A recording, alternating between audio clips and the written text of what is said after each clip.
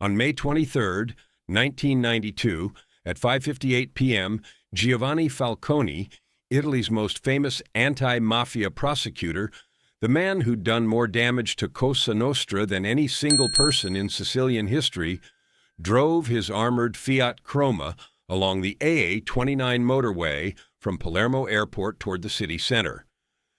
His wife Francesca was beside him in the front seat. 3 bodyguards followed in a second armored car. 7 more bodyguards were in a third vehicle further back. This level of security had kept Falcone alive for years, despite being the most wanted target of every mafia family in Sicily. But security couldn't protect against what was waiting on that highway. Buried beneath the road surface near the town of Capaci were 350 kilograms of Semtex explosive, military-grade Czech plastic explosive that Cosa Nostra had acquired through international arms dealers, packed into steel drums and connected to a detonator.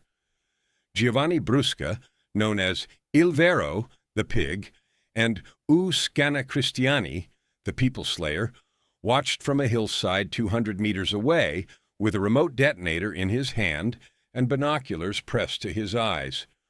When Falcone's car passed directly over the buried explosives, Brusca pressed the button. The explosion was so massive it registered on seismographs, created a crater 3 meters deep in the reinforced concrete highway, and launched Falcone's 2-ton armored car 50 meters through the air. Falcone, his wife Francesca, and 3 bodyguards died instantly or within minutes from catastrophic injuries. The assassination was the most spectacular mob hit in modern Italian history, was broadcast worldwide within hours, and sent the message that Cosa Nostra could kill anyone, anywhere, regardless of security or status, or how much damage that killing might bring down on the organization.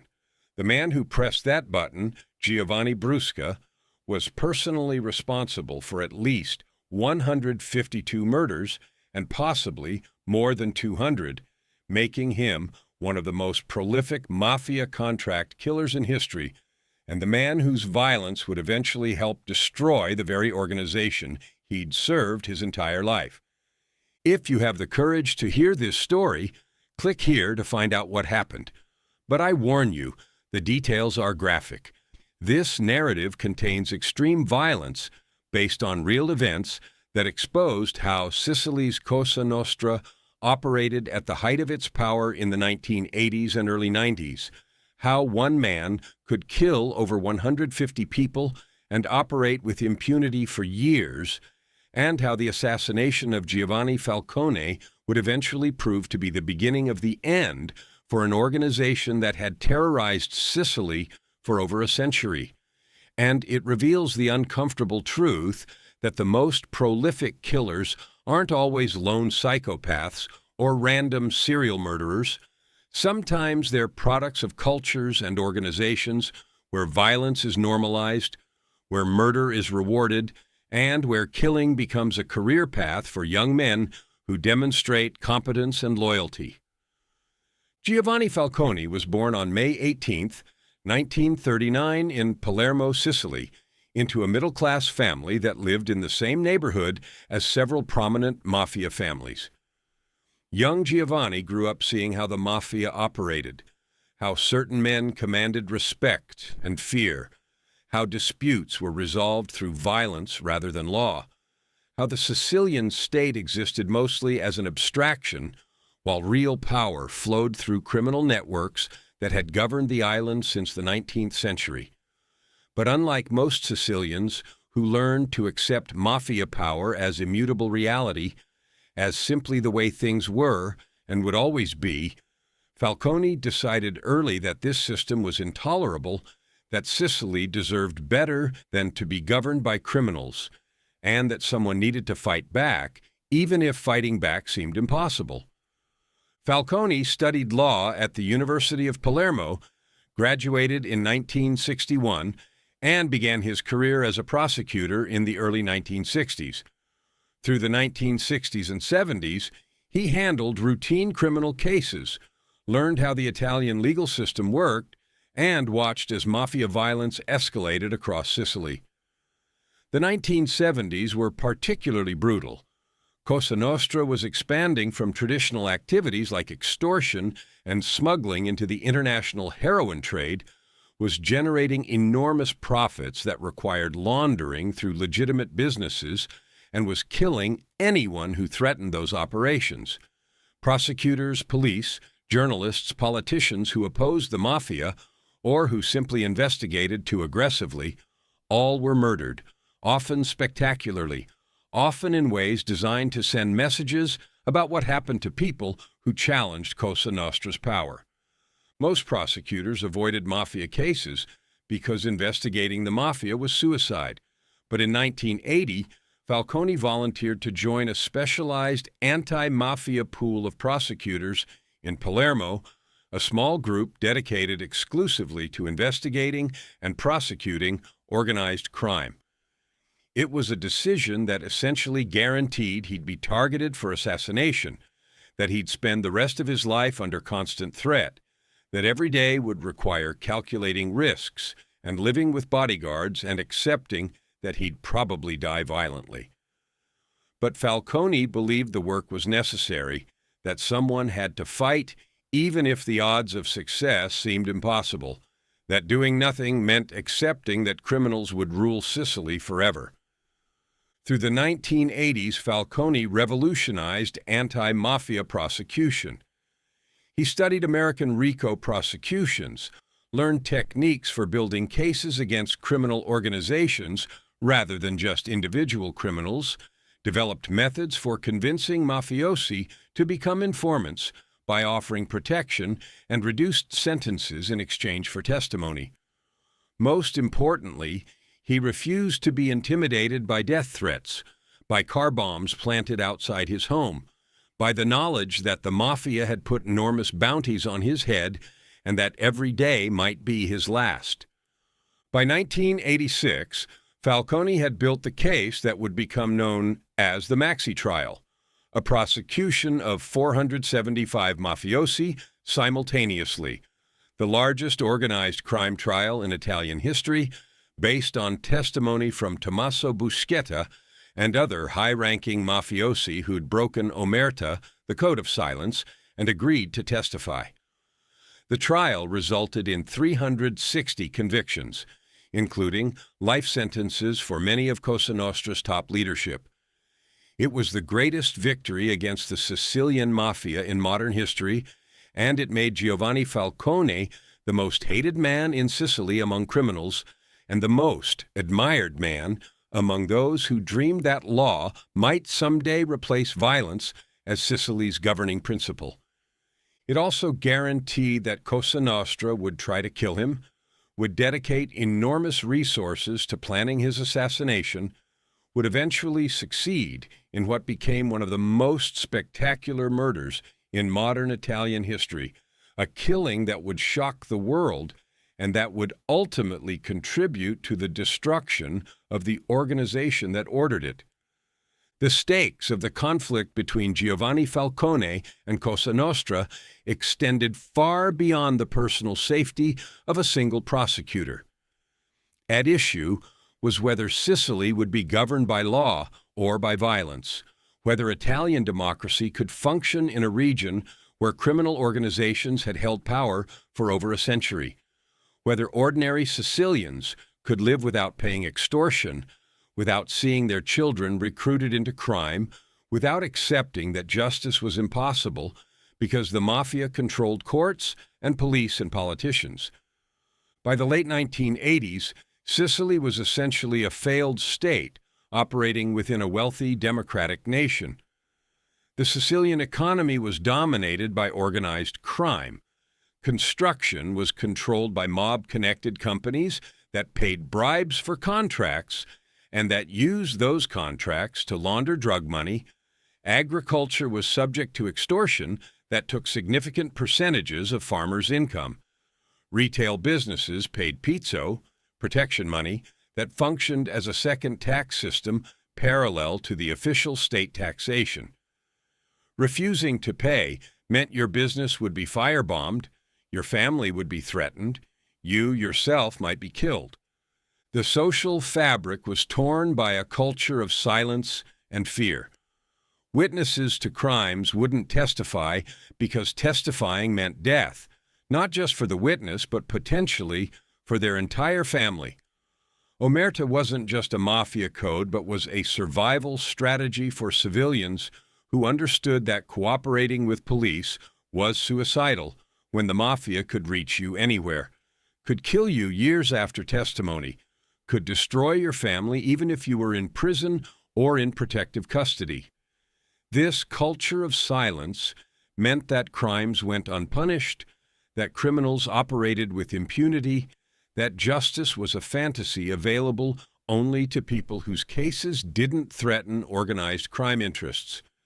The emotional well-being of Sicilian society was poisoned by the normalization of violence.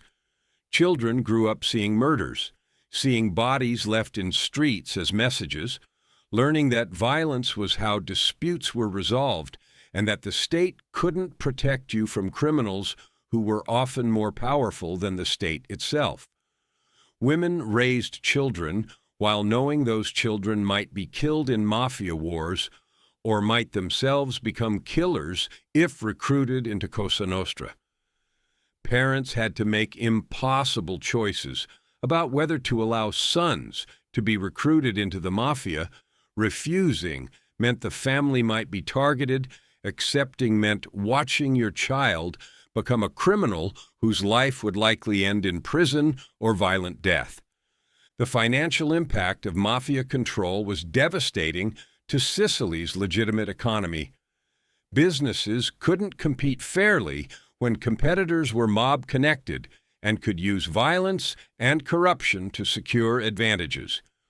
Foreign investment avoided Sicily because the business environment was too corrupt and dangerous.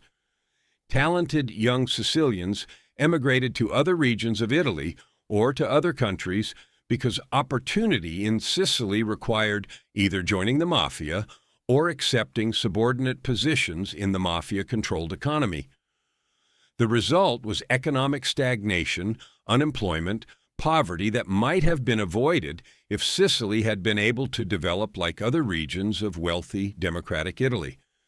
Giovanni Falcone represented the possibility that things could change, that law enforcement could defeat organized crime if prosecutors were brave enough and smart enough, and if they could convince enough mafiosi to break omerta and testify. The Maxi trial had demonstrated that large-scale prosecutions were possible, that convictions could be secured, that the mafia wasn't invincible. If Falcone could continue this work, could build more cases, could convince more mafiosi to cooperate, then maybe, just maybe, Cosa Nostra's power could be broken, Sicily could be liberated, and Sicilians could finally live under law rather than under violence. But for that to happen, Falcone needed to survive, and Cosa Nostra was determined that he wouldn't. Sicily in the 1980s and early 90s was an island of contradictions, part of wealthy, democratic Italy, yet governed in practice by criminal organizations that controlled more territory and commanded more loyalty than the official state, Mediterranean and European, yet culturally distinct, in ways that made it seem almost foreign to northern Italians, beautiful and historic, yet scarred by violence and poverty that seemed intractable despite Italy's broader economic success. The island's geography, roughly 25,000 square kilometers separated from mainland Italy by the Strait of Messina, had fostered distinct identity and had historically made it difficult for central governments to control. Sicily had been conquered and ruled by Greeks, Romans, Arabs, Normans, Spanish, French, and finally Italians.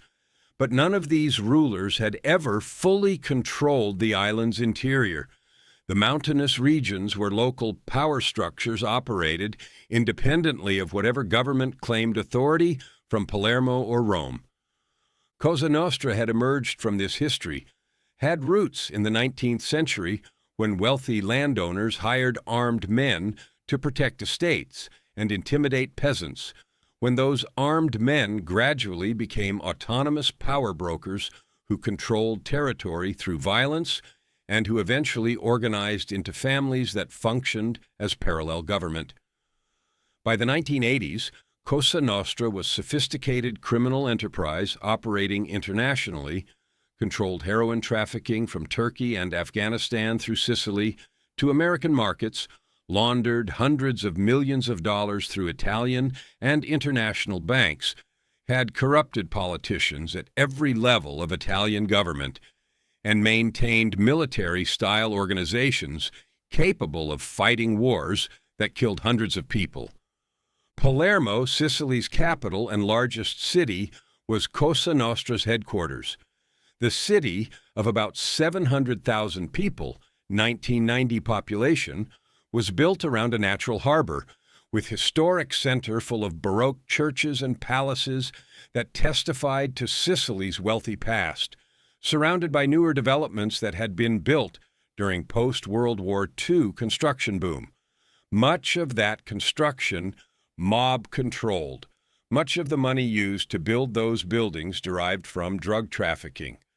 Palermo in the 1980s was beautiful and violent.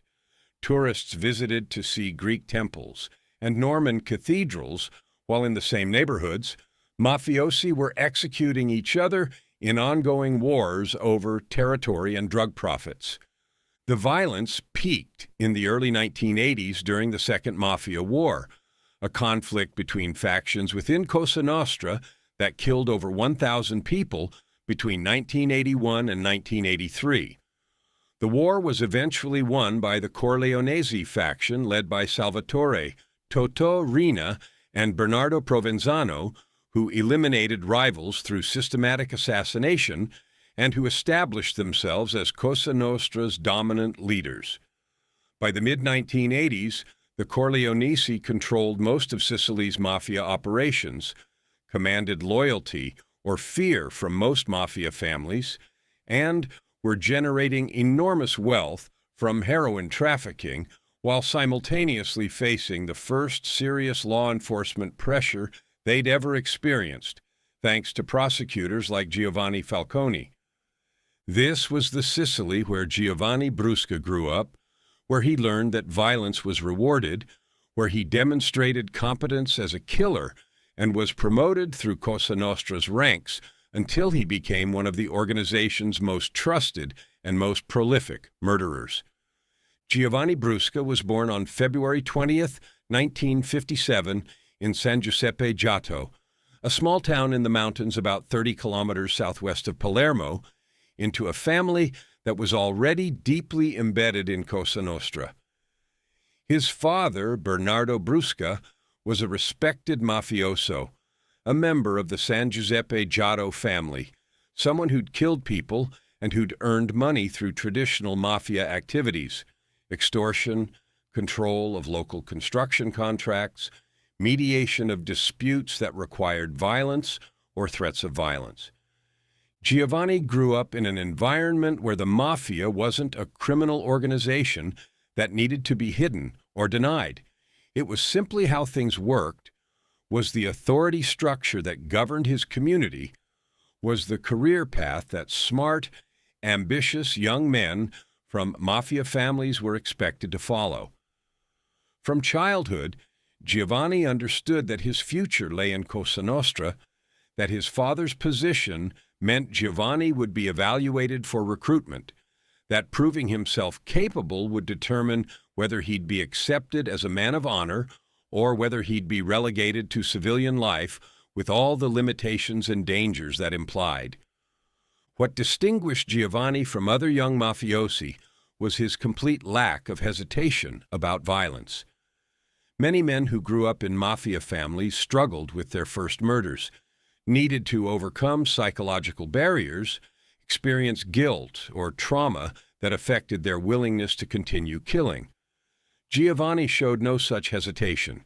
His first murder, committed when he was approximately 18 years old, 1975, was described by associates as natural, as though killing was something he'd always been capable of, as though the psychological barriers that prevented most people from murder simply didn't exist in him.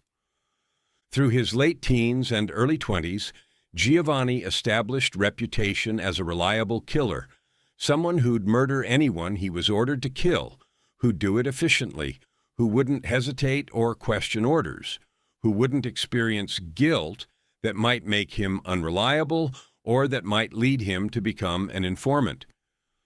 By age 25, 1982, Giovanni had probably killed 20 to 30 people, had participated in some of the violence during the Second Mafia War, and had come to the attention of Salvatore Riina, the Corleonesi leader who'd emerged as Cosa Nostra's most powerful figure. Riina recognized Giovanni's value and took him into his inner circle, made him a trusted operative who could be assigned the most sensitive murders, who could be relied upon to handle operations that required both violence and discretion. Giovanni became Riina's primary enforcer, the person Riina would turn to when someone important needed to be killed, when the killing needed to be done correctly, without mistakes that might expose Cosa Nostra to law enforcement. What Giovanni valued most was respect and status within Cosa Nostra. He came from a mafia family, but wasn't born into the highest levels of the organization. His family was respected but not elite, had power locally in San Giuseppe Giotto, but wasn't major player in Palermo, where the real power and money concentrated. Giovanni's violence, his willingness to kill anyone without hesitation, was his path to advancement, was how he distinguished himself and earned promotion to levels of Cosa Nostra that his family background alone wouldn't have provided. By the late 1980s, Giovanni Brusca was one of the most feared men in Sicily, known throughout Cosa Nostra as someone who'd killed dozens of people, who'd murder children as readily as adults if Riina ordered it, who operated without conscience or mercy in ways that disturbed even other mafiosi who were themselves killers. His nicknames, the Pig and the People's Slayer, reflected both physical appearance, he was heavy with brutish features, and his reputation for extraordinary violence that exceeded even mafia norms about when and how murder was acceptable. Understanding Giovanni Brusca's role requires understanding Cosa Nostra's structure, how the organization operated, how violence was authorized and carried out, how someone like Brusca could kill 152-plus people while claiming to be following orders from hierarchical organization that supposedly operated according to rules and traditions. Cosa Nostra consisted of approximately 180 to 200 families scattered across Sicily, each controlling specific territory, towns, neighborhoods, rural areas where that family had historical roots, and where its members had kinship ties that provided recruitment base and local knowledge. Each family had a boss, capo familia, an underboss, sotto capo, and various ranks of soldiers, soldati, and associates who carried out the family's activities: extortion, drug trafficking, control of construction contracts, whatever criminal enterprises generated income in that territory. Above the family level was Cosa Nostra's commission, cupola, a coordinating body where the most powerful bosses made decisions affecting the entire organization, declared wars, authorized major hits, mediated disputes between families, set policy about relationships with the state and with law enforcement. By the mid-1980s, the commission was dominated by the Corleonesi faction led by Salvatore Riina, who exercised authority similar to what American mafia would call boss of bosses, not quite absolute dictator, but someone whose wishes carried enormous weight and who could order actions that the entire organization was expected to support. Giovanni Brusca operated primarily as Riina's personal enforcer, meaning he took orders directly from Cosa Nostra's most powerful figure and carried out murders that served organizational interests, as Riina defined them. This direct connection to Riina gave Brusca authority and protection. When Brusca killed someone, other mafiosi understood he was operating under Riina's orders and therefore wouldn't question or interfere, even if they personally disagreed with the killing or found Brusca's methods excessively brutal. The murders Brusca committed fell into several categories. Internal discipline, killing mafiosi who'd violated omerta, who'd become informants, who'd disobeyed orders, who'd challenged authority. These murders were officially sanctioned through Cosa Nostra's formal structures. Bosses would meet, would discuss the violation, would vote to authorize death, and would assign someone like Brusca to carry out the sentence. Strategic elimination, killing rivals, killing members of opposing factions during mafia wars, killing people who controlled territory or businesses that Cosa Nostra wanted to take over. These murders served organizational interests, were business decisions designed to advance Cosa Nostra's position. State attacks, killing prosecutors, judges, police, journalists, politicians who threatened Cosa Nostra through investigations or through reforms that would undermine the organization's power. These murders were the most controversial even within Cosa Nostra because they attracted massive law enforcement response. But Riina believed that killing state representatives was necessary to demonstrate that Cosa Nostra wouldn't accept challenges to its authority, that anyone who threatened the organization would die regardless of their official position. Collateral murders, killing witnesses, killing family members of informants as punishment and as warning to others about what happened when someone violated omerta, killing people who'd seen things they shouldn't have seen. These murders served security purposes, eliminated potential evidence against Cosa Nostra members. Brusca participated in all these categories of killing, would murder mafiosi as readily as civilians, would kill women and children when ordered, would execute state representatives despite knowing these killings would bring enormous heat on the organization. His willingness to kill anyone, combined with his competence at planning and executing complex operations, made him invaluable to Riina and made him one of the most prolific murderers in Cosa Nostra's history. Giovanni Brusca's murders spanned nearly 2 decades, from his first killing around 1975 through his arrest in 1996, with the bulk of his murders occurring during the 1980s and early 1990s, when he was most active as Riina's enforcer. Understanding the scope of his violence requires examining both individual, significant murders and the routine killings that accumulated into his 152-plus body count. The Lupara Bianca method. Many of Brusca's murders employed the traditional Sicilian mafia method called Lupara Bianca, white shotgun, where victims would be killed and their bodies would disappear, never to be found. This served multiple purposes: eliminated physical evidence that could be used in prosecutions, prevented funerals that might become rallying points for victims' families or for public anger against the mafia, and sent psychological messages about Cosa Nostra's power.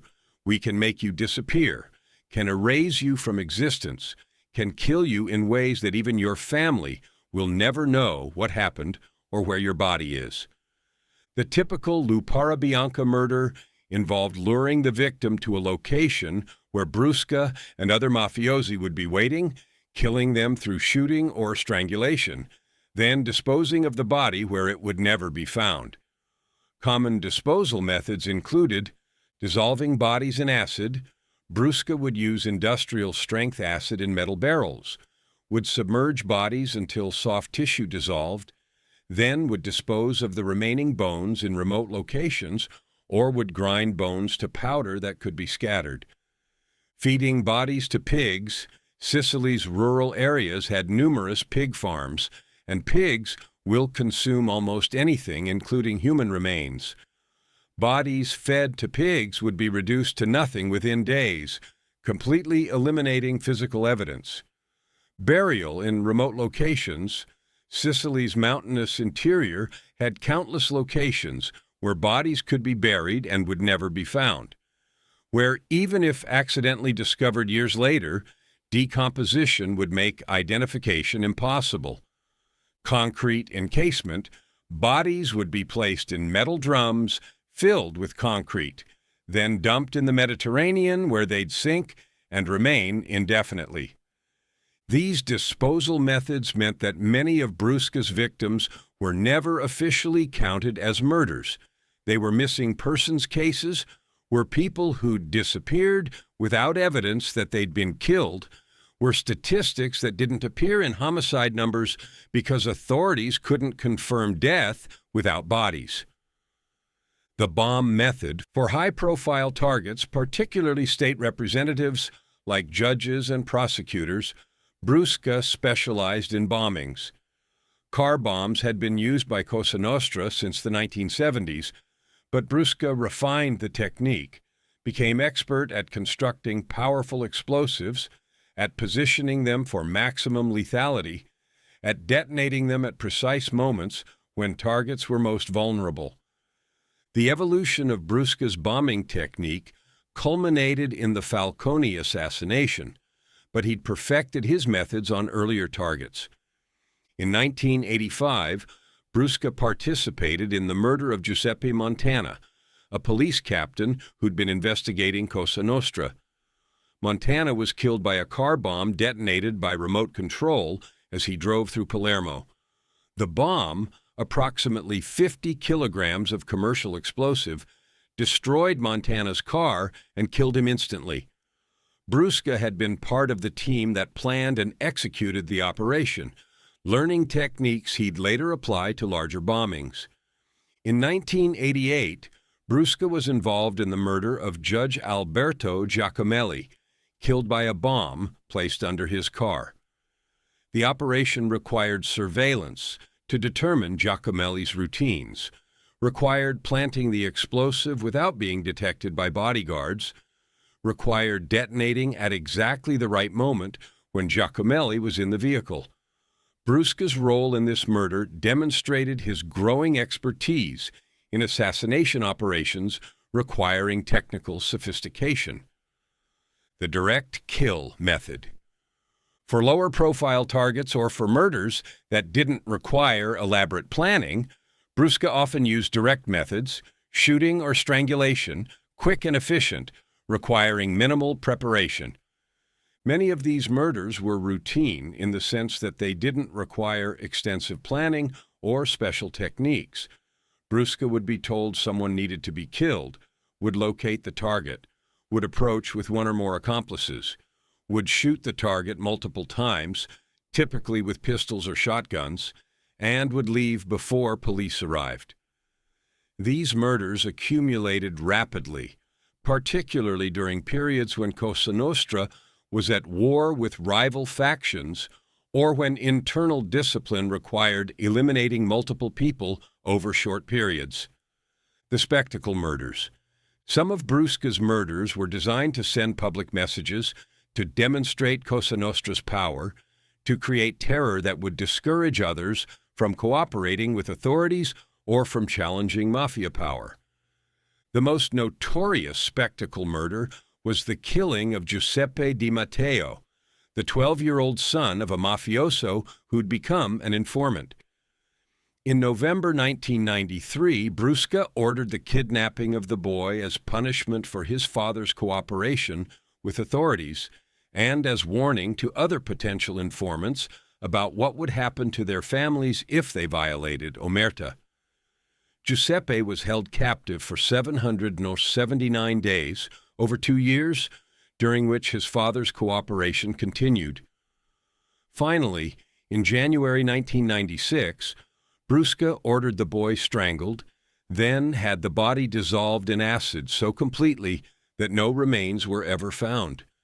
The murder of a child, the extended captivity, the cruel method of disposal, All were designed to maximize horror, to send messages about what Cosa Nostra was willing to do to punish betrayal. Even other mafiosi were disturbed by this murder, viewing it as excessive and as violation of informal codes about limiting violence against children. But Brusca carried out the order without apparent hesitation, demonstrated the complete absence of mercy that had made him valuable to Riina, but that would eventually help turn public opinion decisively against Cosa Nostra. While Giovanni Brusca was accumulating his body count through the 1980s, Giovanni Falcone was building the case that would ultimately lead to the Maxi trial, and that would transform Italian anti-Mafia prosecution from ineffective attempts to prosecute individual criminals into systematic attacks on Cosa Nostra as an organization. The Buscetta testimony. The breakthrough came in 1984 when Tommaso Buscetta, a high-ranking mafioso who'd lost family members in the Second Mafia War, agreed to become an informant. Buscetta's decision to cooperate, to break omerta and provide detailed testimony about Cosa Nostra's structure, membership, and operations was unprecedented. Previous mafia informants had been low-level criminals who knew little about organizational details. Buscetta was different. He'd been a boss, had attended commission meetings, knew who held what positions, understood how decisions were made, and how violence was authorized.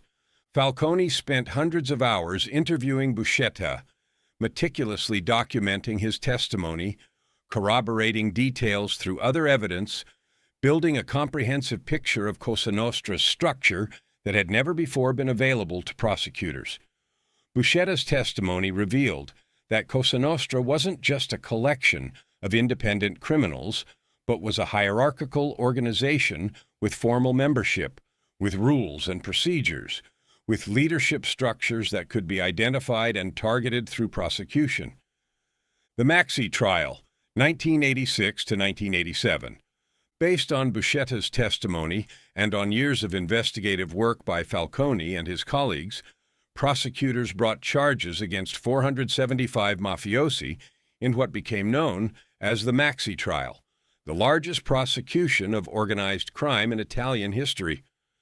The trial began in February 1986 and lasted 22 months, requiring construction of a special fortified courtroom in Palermo to accommodate the defendants and to provide security against potential mafia attacks.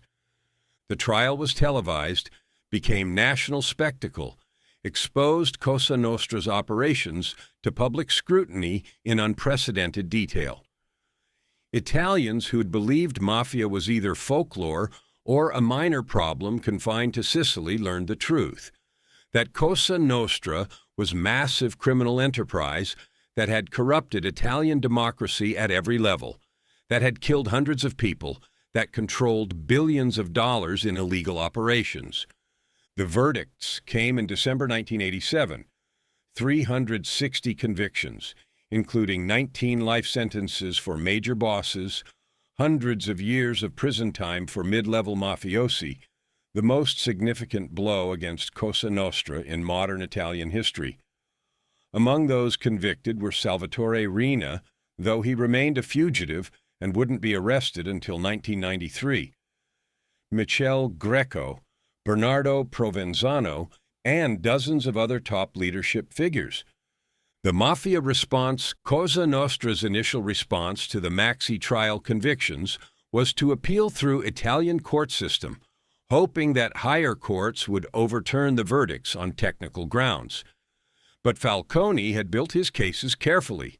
The appeals failed, the convictions were upheld, and by 1992, it became clear that the Maxi trial verdicts would stand, that the convicted mafiosi would actually serve their sentences.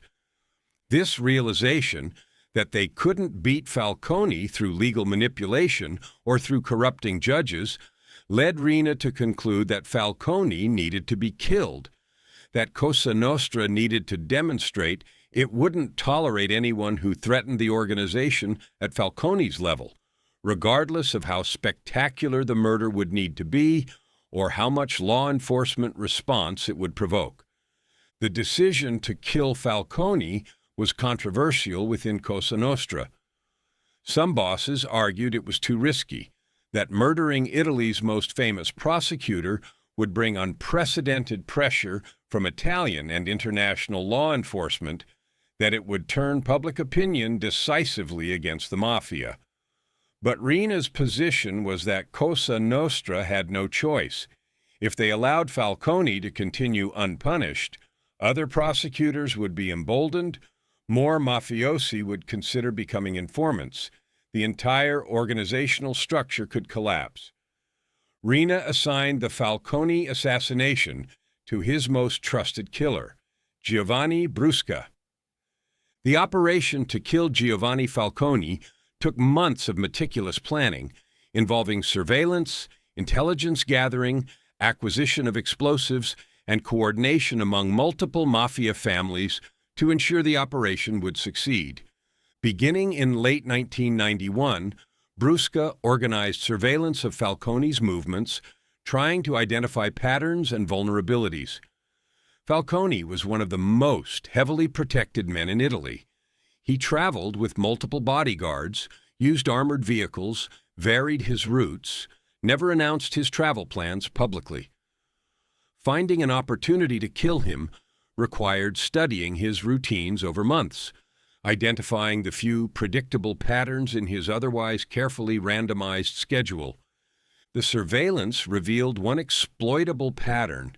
When Falcone flew to Palermo from Rome, where he was working in 1992, he'd typically be met at the airport by his bodyguard detail and would drive into the city via the A29 motorway, the main highway connecting the airport to Palermo's center. The specific route was predictable because there were limited alternatives, and the timing was predictable because his bodyguards would collect him immediately after his flight landed. Brusca decided on a massive roadside bomb, detonated by remote control, a method that would allow precise timing, that would be powerful enough to destroy armored vehicles, and that would minimize risk to the assassination team, who could observe from a distance and detonate when conditions were optimal. The explosives, 350 kilograms of Semtex, were acquired through Cosa Nostra's international connections, likely through arms dealers in former Yugoslavia, where the conflicts of the early 1990s had made military-grade explosives available to anyone with money and connections. Semtex was ideal for the operation, extremely powerful, stable, reliable, could be shaped and positioned easily. Brusca selected a location on the A29 near the town of Capaci, approximately halfway between the airport and Palermo, where the highway ran through relatively isolated area with hills nearby that would provide observation positions. The specific spot was chosen because it was on a straight section of road where Falcone's convoy would be traveling at highway speed, reducing their ability to react if they somehow detected the bomb before detonation. The road surface was accessible for planting explosives. The team could break through the asphalt, place the explosives in culverts beneath the road, then repair the surface so the modifications wouldn't be visible to passing vehicles. Hills 200 meters away provided perfect observation positions where Brusca could watch with binoculars and could detonate the bomb at precisely the right moment. In May 1992, Brusca's team broke through the road surface at the selected location, placed 350 kilograms of Semtex in steel drums in culverts beneath the highway, connected the explosives to a remote detonation system, then repaired the road surface. The work was done at night over several nights, required jackhammers and construction equipment that might have attracted attention if anyone had been paying close attention. But the location was isolated enough that the work went undetected.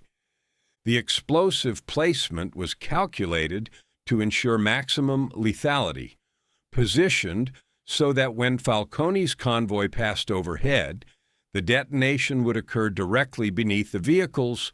The blast force would be directed upward through the road surface into the undercarriages of the cars. Even armored vehicles wouldn't be able to withstand the force of 350 kilograms of military-grade explosive detonating from directly beneath them. On May 23, 1992, Giovanni Falcone and his wife Francesca Morvillo, herself a judge, flew from Rome to Palermo for a weekend visit. Falcone was scheduled to return to Rome on Monday. He'd planned to spend Saturday and Sunday in his native city, to see family, to attend to some personal business. The flight landed at Palermo's Punta Raisi Airport at approximately 4:45 p.m. Falcone and his wife were met by his bodyguard detail, 3 bodyguards riding with them in a white Fiat Croma, armored, 3 more in a second Fiat Croma, following immediately behind, and 7 more bodyguards in a third vehicle further back. This level of security had kept Falcone alive for years, despite Cosa Nostra's determination to kill him. The convoy departed the airport at approximately 5:50 p.m., heading east on the A29 motorway toward Palermo.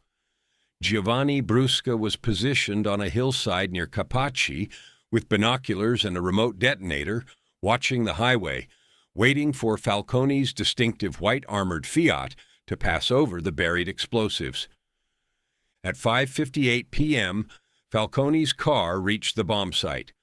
Brusca watched through binoculars, confirmed it was the right vehicle, pressed the detonator button.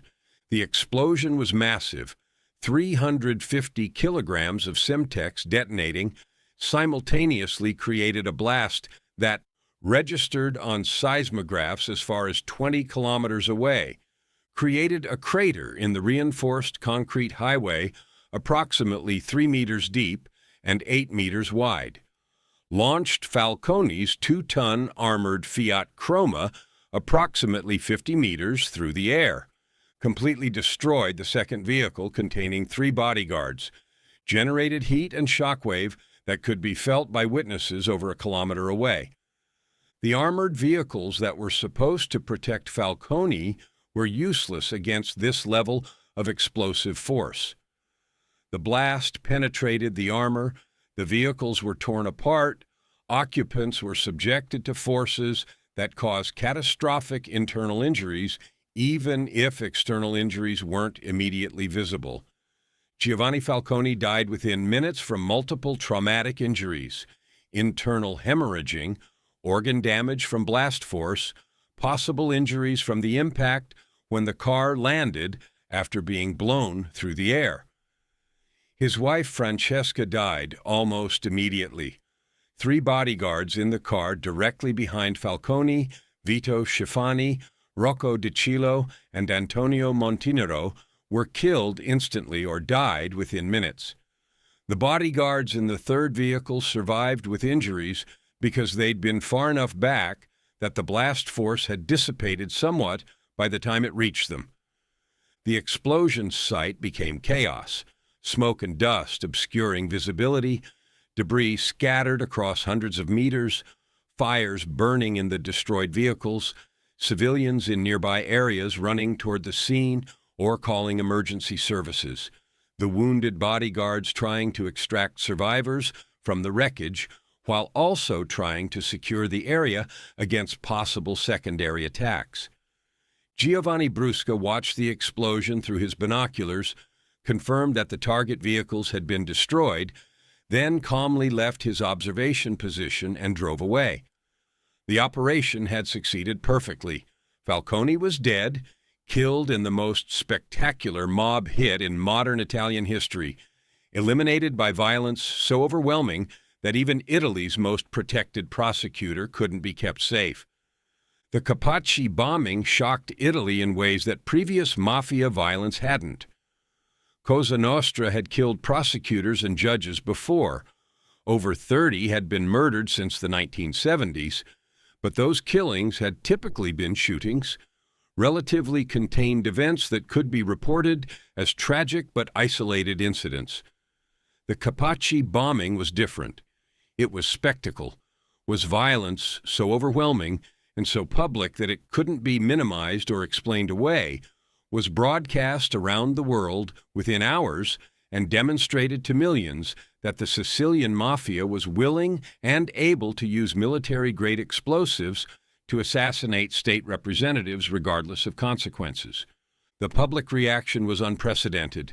Tens of thousands of Sicilians attended Falcone's funeral in Palermo, many weeping openly, many holding signs demanding that the state finally take serious action against Cosa Nostra. The funeral became a massive anti-Mafia demonstration, with speakers denouncing not just the Mafia, but also the politicians and officials who'd tolerated Mafia power for decades through corruption or cowardice. Francesca Morvillo's widower, she'd been married previously before marrying Falcone, gave a speech at the funeral that captured the anger and frustration. Those who've killed Giovanni and Francesca thought they'd silence them, thought fear would prevent others from continuing their work. They were wrong. This murder has awakened something in Sicily that's been sleeping too long. The Mafia has finally gone too far, has finally created so much horror that even those who tolerated it or who benefited from it can no longer pretend it's acceptable. The Italian government, embarrassed by its failure to protect Falcone and facing enormous domestic and international pressure to respond decisively, deployed thousands of soldiers to Sicily in what was called Operation Sicilian Vespers, a military occupation that put armed soldiers on streets throughout Sicily, that conducted massive searches and arrests, that demonstrated the state's determination to defeat Cosa Nostra through overwhelming force. Parliament passed new anti-Mafia laws, strengthening prosecutors' abilities to use wiretaps and to freeze assets, creating harsher sentences for Mafia membership, expanding witness protection programs to encourage more mafiosi to cooperate with authorities.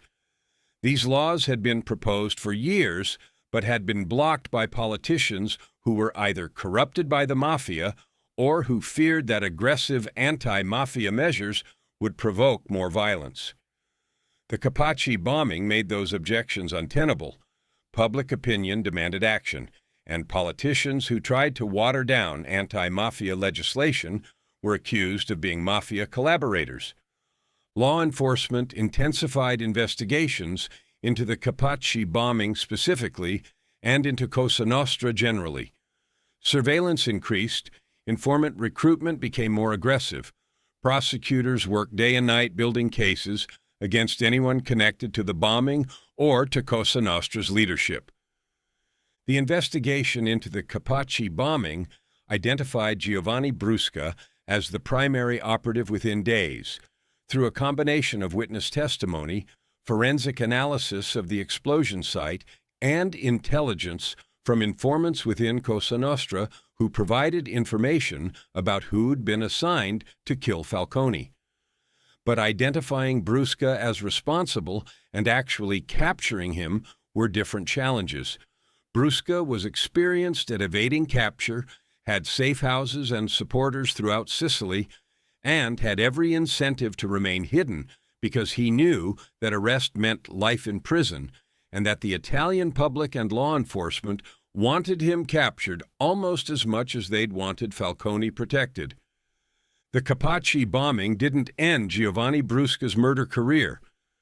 Despite the massive law enforcement response, despite being identified as Falcone's killer, despite being one of the most wanted men in Italy, Brusca continued operating for Salvatore Riina, continued killing people, accumulated more victims in his total count. On March 12, 1992, just 2 months before the Capaci bombing, Brusca had participated in the murder of Salvo Lima, a prominent Sicilian politician who'd been a Christian Democrat member of European Parliament and who'd had long associations with Cosa Nostra. Lima had been useful to the Mafia for decades, had helped fix trials, and had used his political influence to benefit mafia interests. But in 1992, Lima had failed to prevent the Italian Supreme Court from upholding the Maxi trial convictions. And Riina decided Lima needed to be killed as punishment for this failure and as warning to other politicians about what happened when you couldn't deliver what you'd promised.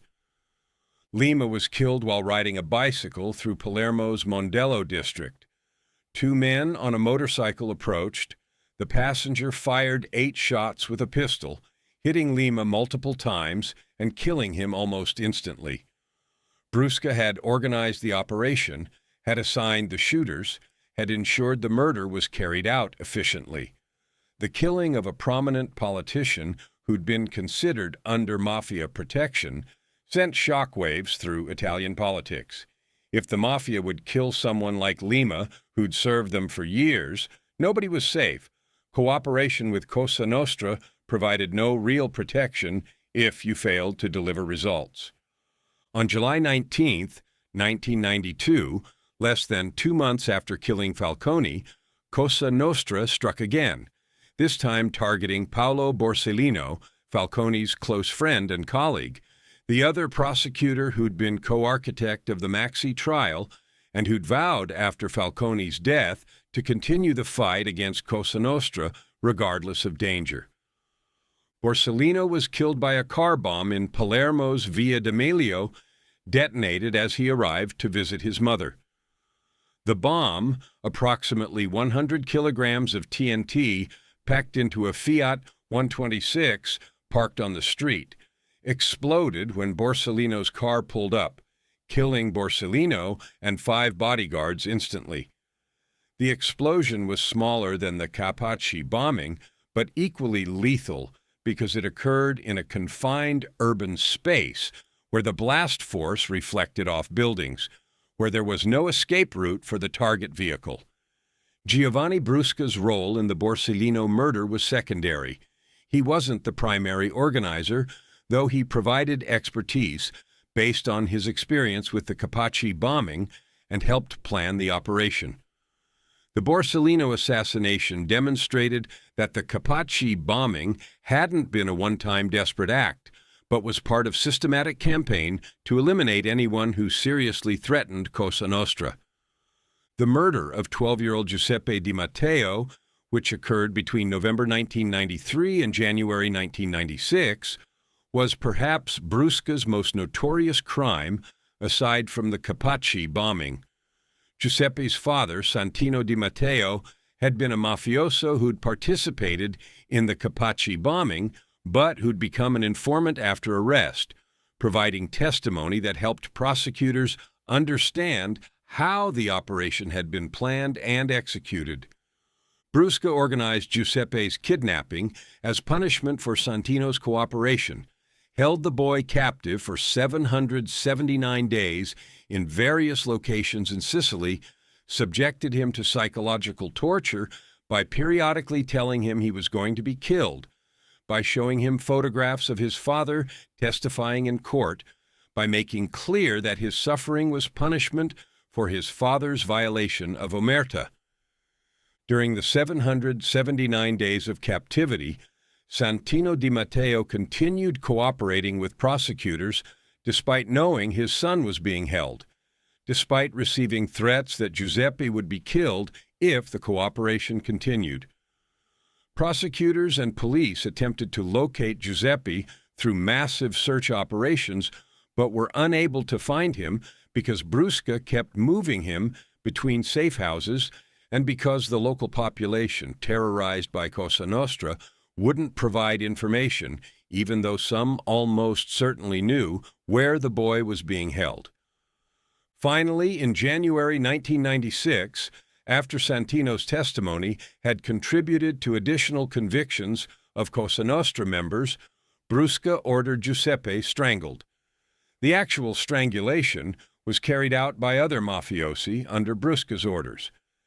After the boy was dead, Brusca ordered the body dissolved in acid so thoroughly that no remains would be found, ensuring that the family couldn't even bury Giuseppe, that the murder would exist as pure horror without even the closure that physical remains might provide. The Di Matteo murder turned even Mafia supporters against Cosa Nostra. The murder of a child, the extended captivity, the cruelty of the execution method all violated informal norms that had governed Mafia violence even during periods of intense conflict.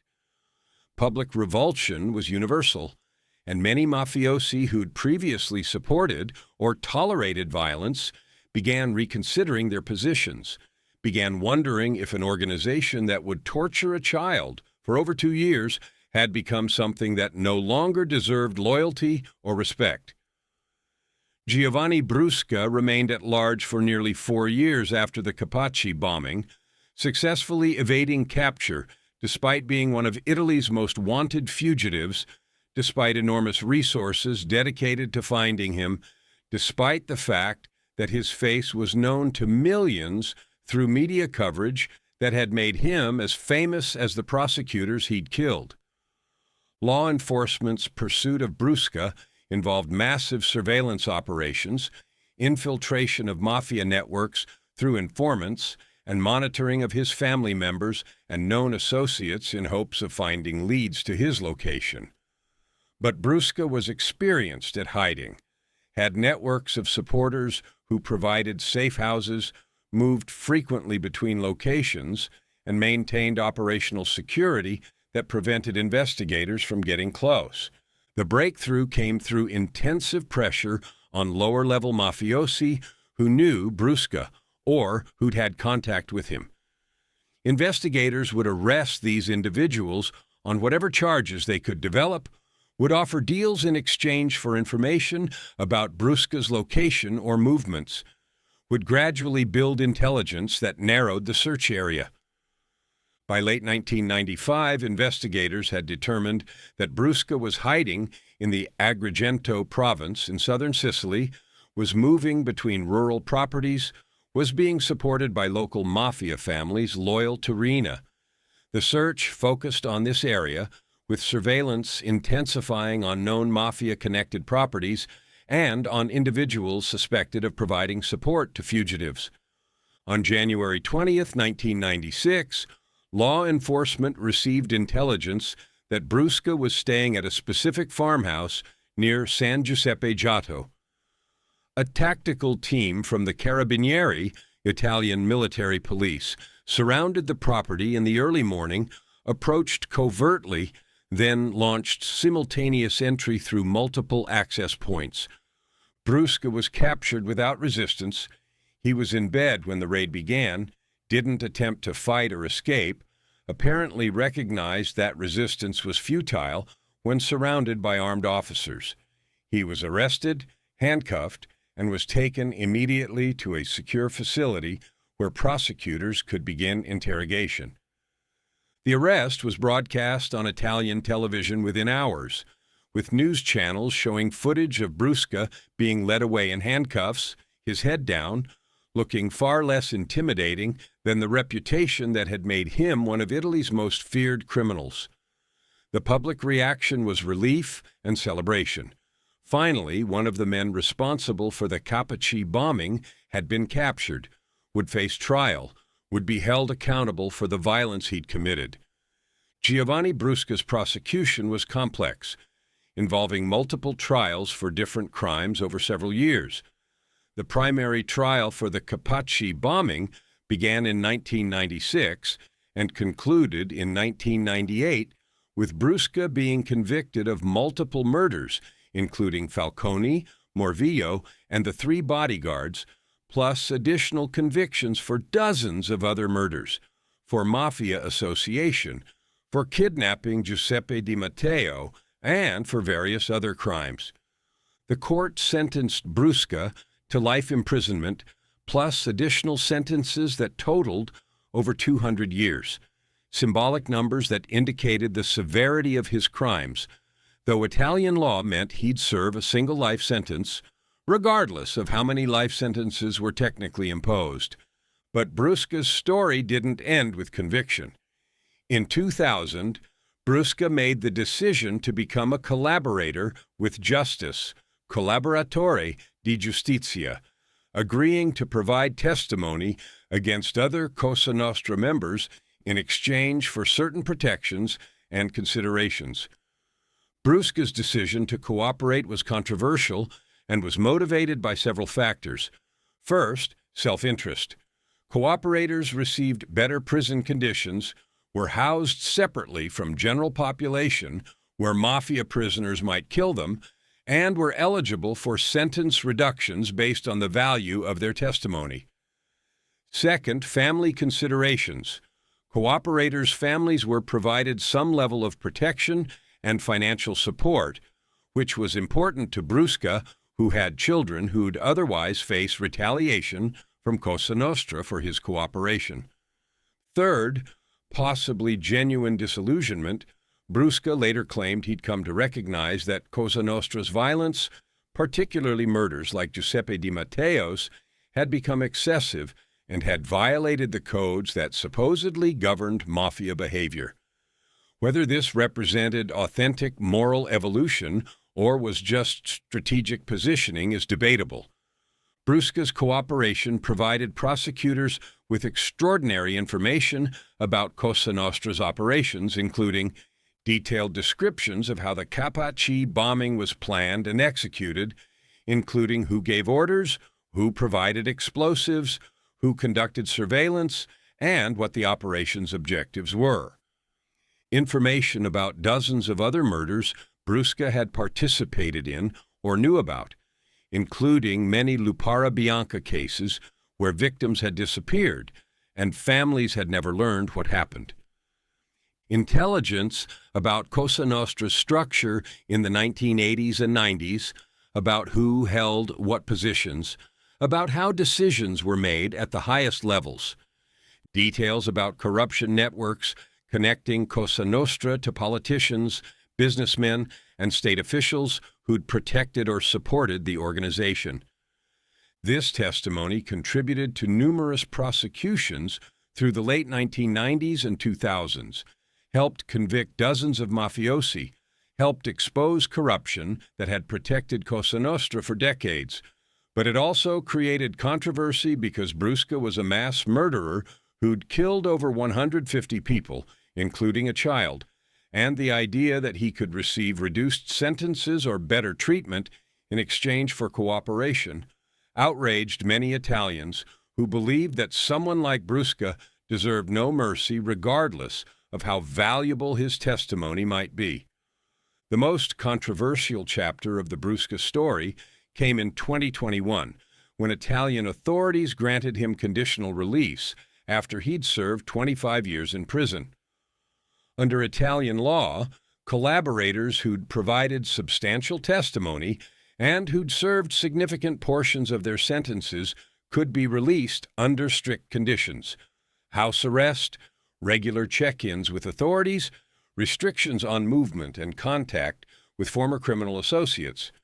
Authorities justified Brusca's release by citing his cooperation, which had contributed to over 80 convictions and had helped dismantle portions of Cosa Nostra's structure. They argued that the promise of better treatment for cooperators was essential to encouraging others to break omerta, that if collaborators weren't actually rewarded for cooperation, then future potential informants would have no incentive to testify. Italian law also provided for sentence reductions based on time served and on behavior during imprisonment.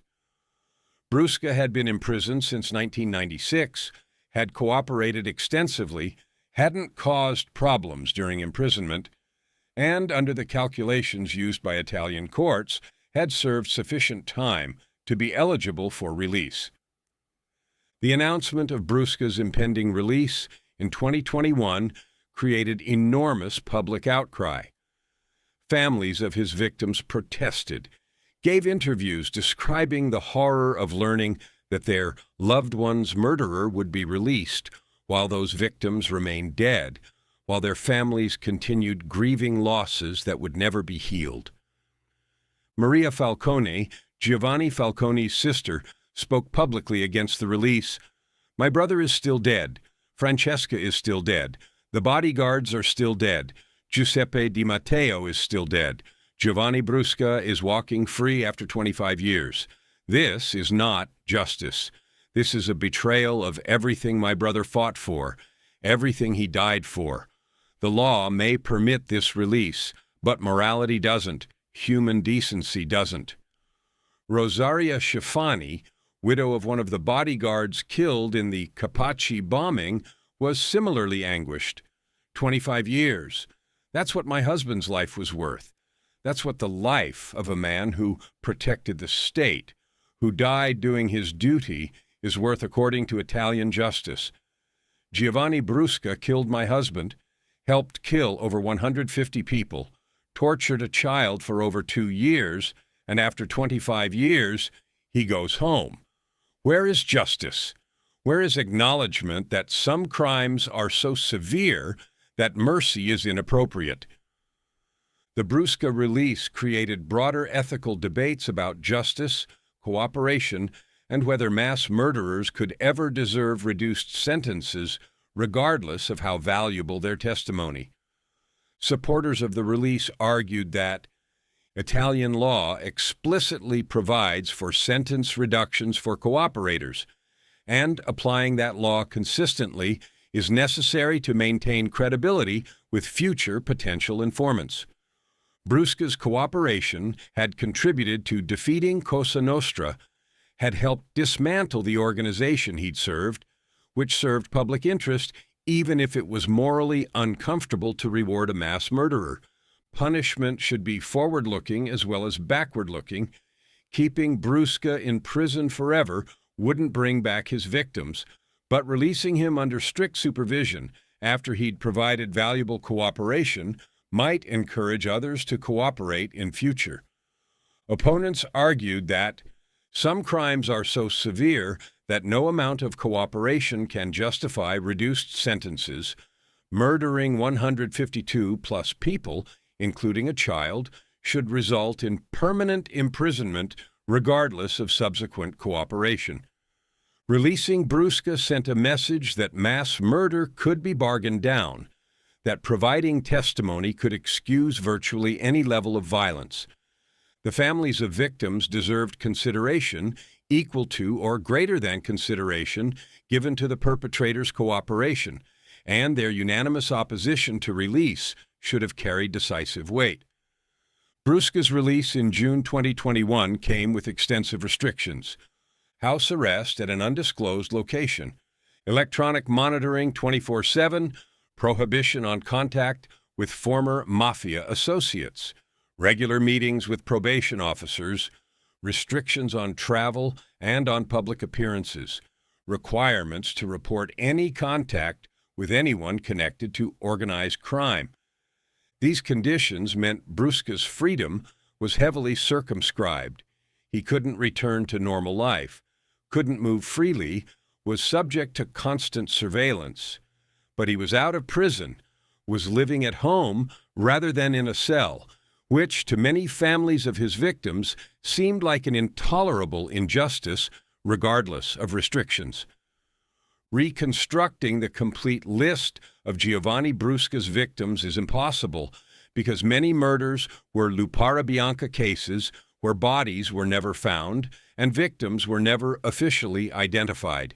But from Brusca's own testimony during his cooperation, from investigative reports and from court documents, some patterns and specific cases can be established. The 5 people killed in the Capaci bombing represented the highest profile of Brusca's murders. Giovanni Falcone, age 53, prosecutor who'd revolutionized anti-Mafia prosecution and who dedicated his career to defeating Cosa Nostra, despite knowing it would almost certainly result in his assassination. Francesca Morvillo, age 46, judge and Falcone's wife, killed because she was traveling with her husband, collateral victim whose death wasn't specifically intended but was accepted as necessary to achieve the primary objective. Vito Schifani, age 27, bodyguard and new father whose daughter was born just months before his death. Rocco DiCillo, age 30, bodyguard who'd worked in Falcone's security detail for several years. Antonio Montinaro, age 30, head of Falcone's security detail, responsible for planning routes and security measures that ultimately couldn't protect against 350 kilograms of military-grade explosives. Each of these deaths represented not just a life ended, but families destroyed, children who grew up without fathers, parents who outlived their children in violation of natural order, communities that lost people who dedicated themselves to public service. Giuseppe Di Matteo, age 12 when kidnapped, age 14 when murdered, represents perhaps Brusca's most notorious victim aside from Falcone. Giuseppe's murder was slow, 779 days of captivity, of knowing he'd been taken as punishment for his father's testimony, of waiting for death that he must have known was coming. The psychological torture preceded the physical murder, made the crime extend over more than 2 years rather than being confined to a single moment of violence. Giuseppe's mother and siblings were also victims, living for 779 days with knowledge that Giuseppe was being held somewhere, that he was suffering, that he might be killed at any moment, but that they were powerless to help him.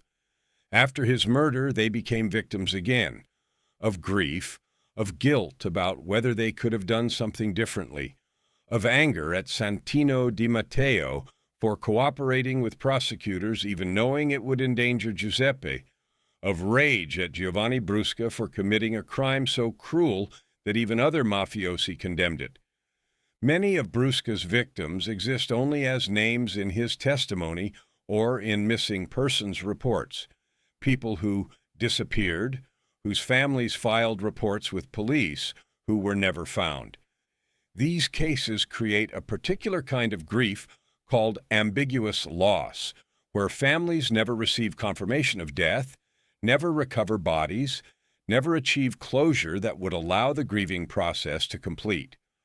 One example, Leonardo Vitale, a low-level mafioso who'd become mentally unstable and who'd begun talking about mafia activities to anyone who'd listen, making him a security risk that needed to be eliminated.